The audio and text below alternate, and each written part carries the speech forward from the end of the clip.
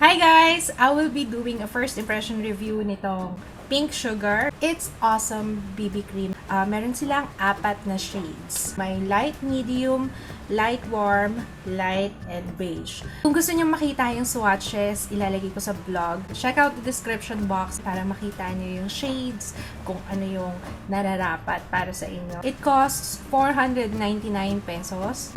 Para sa akin medyo pricey ito para sa BB cream. Pero tingnan naman natin kung okay yung kanyang performance sa oily skin. Yung packaging niya, ito yung itsura. It's black na walang pump.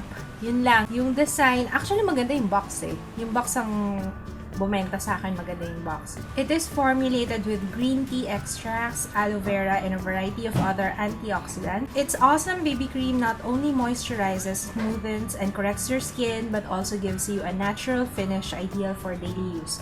Meron siyang SPF 25. Hindi ako makapili kung alin yung mas okay sa akin, kung light, medium, or beige. Ito yung light, medium. Ito yung beige. Okay, so I think beige ako kasi pinkish yung undertone ng light medium. Yung beige, yellow undertone. Okay, so gagamitan ko siya ng brush. This one is from Miss Bella kasi usually ganun naman talaga ako mag-apply ng BB cream or foundation. Yung consistency niya, it's thick.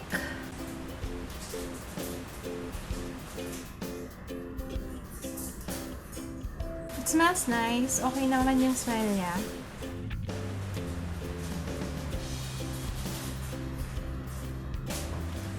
Mabilis siya mag-dry, tapos ang finish niya, it's matte. Kaya mukhang magkakasundo kami nito. Maganda rin yung kanyang coverage siya. Na-even out na yung skin tone ko. Yun lang, dahil nga matte yung finish niya, yung medyo may mga pagbabalat akong nagaganap dito. Na-emphasize. Mabango, and madali lang siyang i-blend.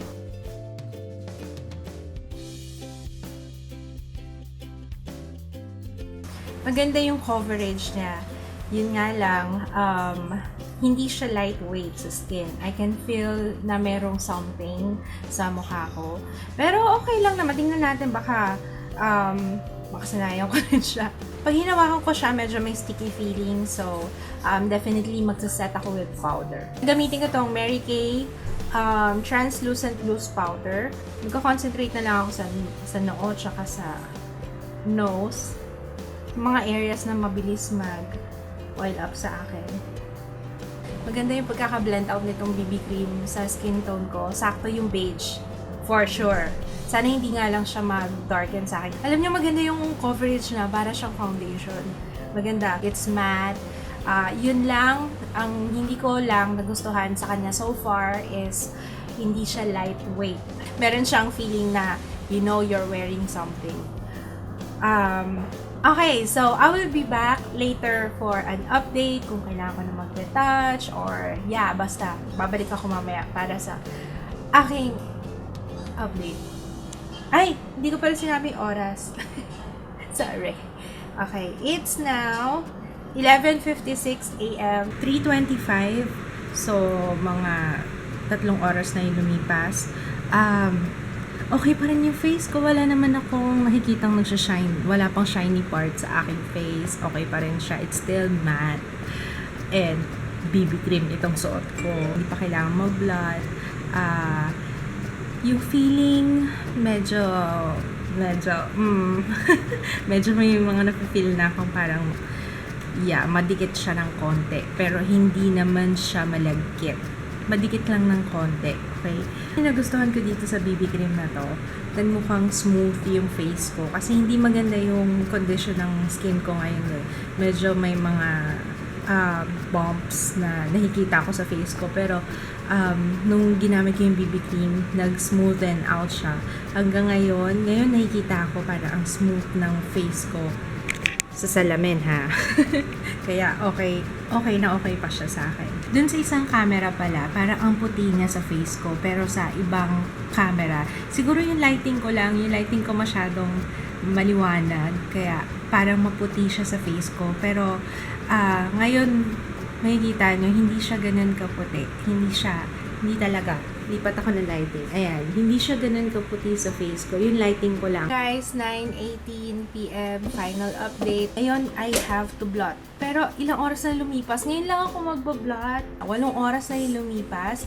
Alam nyo, parang mas nagmukhang healthier siya at the end of the day. Kanina, di ba sabi ko nga, dahil nga it's matte, kailangan nyo mag-rely sa highlighter kung gusto nyo ng konting glow. Kasi ako ngayon yung trip ko yung medyo glowy. Pero ngayon, nagmukha na siyang glowy dahil nga nag-oil up na yung aking face. So, magbablot muna ako para makita nyo kung gaano karaming oil. Anyway, yung oil production, it's subjective. Kasi may mga tao namang hindi masyadong oily, pero ako, I'm very oily. 8 oras na yung lumipas. Alam niyo, maganda pa rin yung skin ko. Tinanggal ko lang yung oil. Ayan, Kerry Bells pa rin. Kahit mampa pa ako ngayong oras na to. As if naman. Alam niyo, nagtagal tong BB cream na to. Yun lang masasabi ko. Kasi maganda pa rin yung skin ko dito, lalo na sa cheeks. Kanina nagpicture ako with flash. Yun lang ang ginamit ko kasi itong DSLR. Sobrang puti niya. Kasi malakas kasi yung flash nito kaya pasensya na kayo, yun lang ma-offer kong picture na may flash. Alam nyo, papasa nga siya ng foundation, hindi as a BB cream. Papasa siya as a foundation. Kaya thumbs up ako dito sa BB cream na to. If you're looking for a BB cream na merong coverage, na maganda ang coverage and locally available, disadvantage na napansin ko is hindi siya lightweight.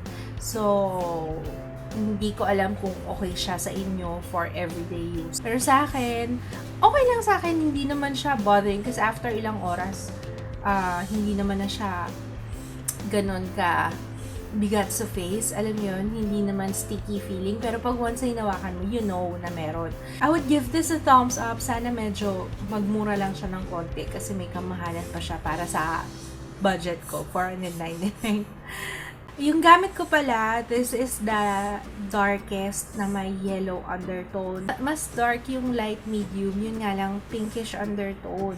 Ang isa pang wish ko, sana maglabas sila ng ibang shades kasi I think yung 4 shades medyo kulang. Sana meron pang darker than beige kasi okay yung yellow undertone Ayun na swak na. Lalo na sa mga morena. Wala naman na akong maidadagdag pa. Kung meron kayo idadagdag, comment lang kayo sa baba or kung may questions kayo. That's it guys. Thanks for watching. See you again on my next video. Marami pa akong Pink Sugar Cosmetics na naka-line up for review. So abangan niyan. Maraming salamat guys. See you again on my next one. Bye!